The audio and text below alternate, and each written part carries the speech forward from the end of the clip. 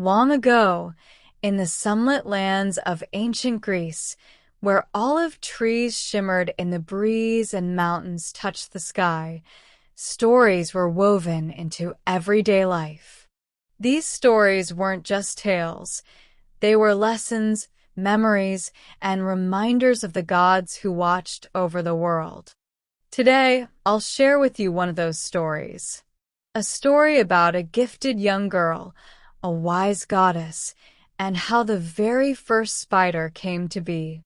This is the tale of Athena, Arachne, and the web of fate. So settle in, take a breath, and let your imagination open like a book. In a quiet village nestled between rolling hills lived a girl named Arachne. She wasn't famous. She wasn't royal. She didn't have magical powers or a heroic destiny. But she had something special. Arachne could weave. From the moment she touched a loom, her fingers moved with a grace that seemed almost impossible. Threads of every color danced beneath her hands, gold like sunlight, blue like the sea, green like spring leaves. And from those threads, she created pictures so beautiful that people traveled from faraway towns just to watch her work. Her tapestries showed animals leaping through forests, birds soaring across the sky, and scenes of everyday life filled with warmth and joy. When people looked at her work, they felt something: wonder, comfort, even hope. But with admiration came whispers. Surely the goddess Athena taught her, some said. No mortal could weave like this, others insisted.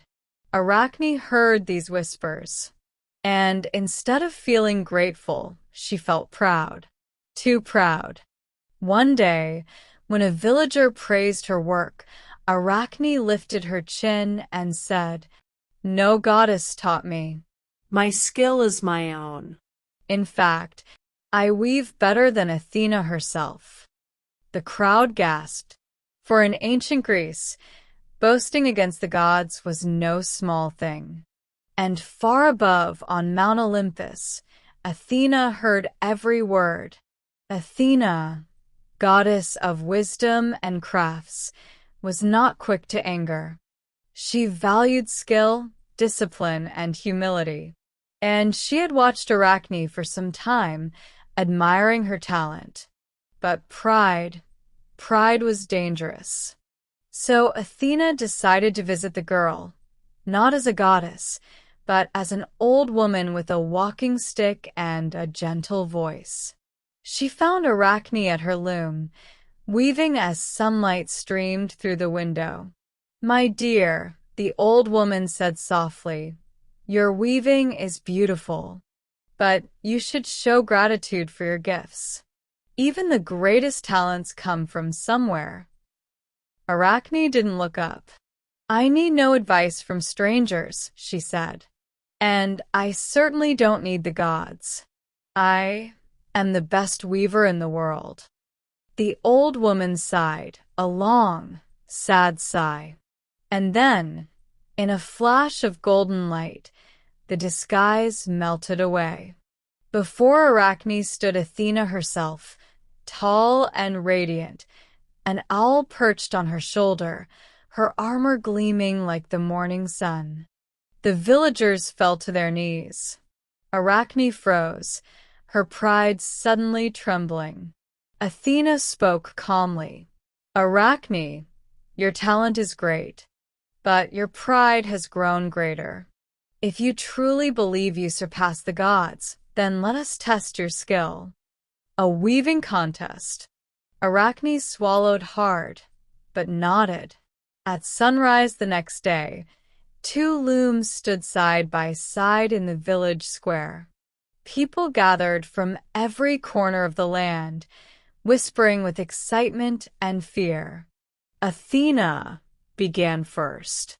Her hands moved with divine precision, weaving scenes of the gods in all their glory.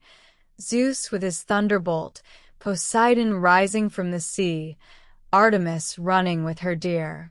Her tapestry shimmered as though the threads themselves were alive. Then Arachne began. Her fingers flew faster than ever before. She wove not gods but people, farmers planting seeds, children laughing, families sharing meals. Her tapestry glowed with warmth, with life, with the beauty of ordinary moments. Hours passed. The sun climbed high, and finally, both tapestries were complete. The crowd fell silent. Athena's work was magnificent, powerful, radiant, divine.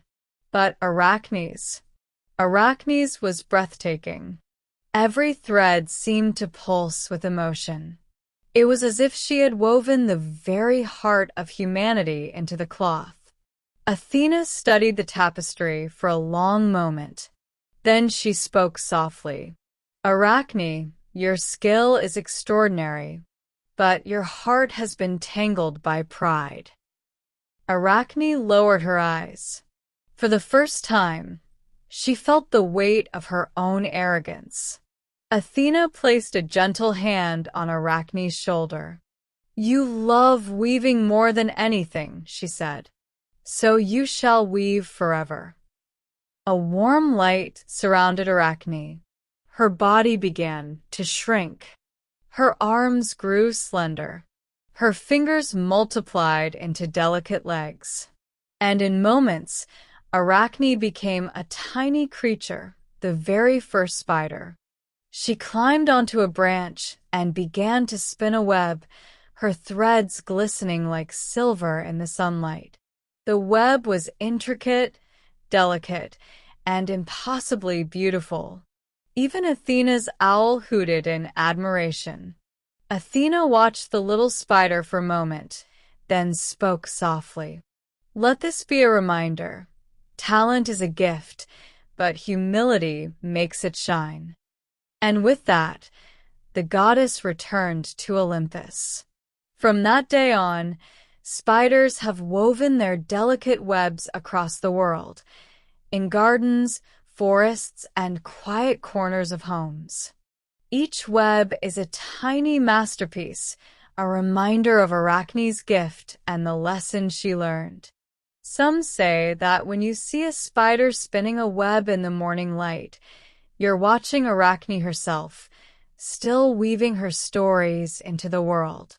And so, the tale of Athena and Arachne lives on, a story of talent, pride, and the beauty of humility. Thank you for listening to this ancient tale. May it remind you that your gifts are precious, but kindness and humility make them truly shine. If you enjoyed this video, please be sure to leave a like, subscribe to the channel, and share with the curious minds around you.